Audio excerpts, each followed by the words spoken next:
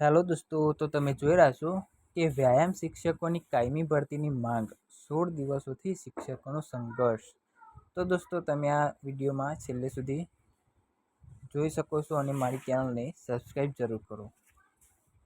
તો દોસ્તો, વ્યાયામ શિક્ષકોની કાયમી ભરતીની માંગ 16 દિવસોથી શિક્ષકોનો સંઘર્ષ. ગાંધીનગરમાં છેલ્લા કેટલાક દિવસોથી 500થી વધુ વ્યાયામવીરો 11 મહિનાના કરાર આધારિત ખેલ સહાયકની ભરતી બંધ કરવા અને કાયમી વ્યાયામ શિક્ષકોની ભરતી કરવામાં આવે તેવી માંગ સાથે આંદોલન કરી રહ્યા છે. ગાંધીનગરમાં સત્યાગ્રહ છાવણી પર 16મા દિવસે વ્યાયામ શિક્ષકોનું આંદોલન હજુ યથાવત છે. વ્યાયામ શિક્ષકોની ભરતી ન થવાના મુદ્દે શિક્ષકો કસરત કરીને અનોખી રીતે વિરોધ નોંધાવી રહ્યા છે. ત્યારે મંગળવારે 1 એપ્રિલ વ્યાયામ શિક્ષકોની ગાંધીનગર સચિવાલય કચેરીમાં જઈ ઉગ્ર રજૂઆત કરી હતી. છેલ્લા 16 દિવસોથી વ્યાયામ શિક્ષકોના વિરોધના કારણે પોલીસે તેઓને ત્યાંથી ખસેડવાની કામગીરી હાથ ધરી હતી, જેમાં 2 શિક્ષકોને ઈજા પહોંચી હતી.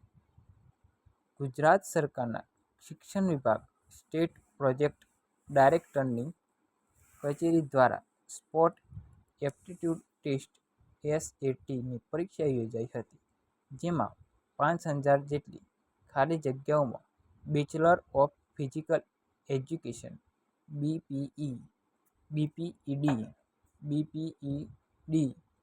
MPEનો અભ્યાસ પૂર્ણ કરેલા લાયક ઠરતા 1700 ઉમેદવારો પરીક્ષામાં પાસ થયા હતા. 1465 ખેલ સહાયકોને રિન્યૂ કર્યા હતા, જ્યારે 3100થી વધુ જગ્યાઓ ખાલી હોવાનું સામે આવ્યું છે.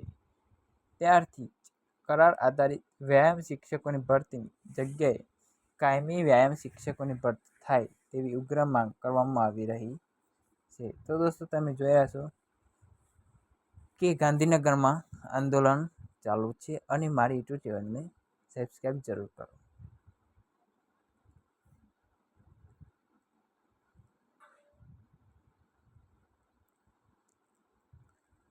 તો દોસ્તો, વ્યાયામ શિક્ષકોની ભરતી ન થવાના મુદ્દે શિક્ષકો કસરત કરીને અનોખી રીતે વિરોધ નોંધાવી રહ્યા છે. જ્યારે ગાંધીનગરમાં છેલ્લા કેટલાક દિવસોથી 500થી વધુ વ્યાયામવીરો 11 મહિનાના કરાર આધારિત ખેલ સહાયકની ભરતી બંધ કરવા અને કાયમી વ્યાયામ શિક્ષકોની ભરતી કરવામાં આવે તેવી માંગ સાથે આંદોલન કરી રહ્યા છે. ગાંધીનગરમાં સત્યાગ્રહ છાવણી પર 16મા દિવસે વ્યાયામ શિક્ષકોનું આંદોલન હજુ યથાવત છે.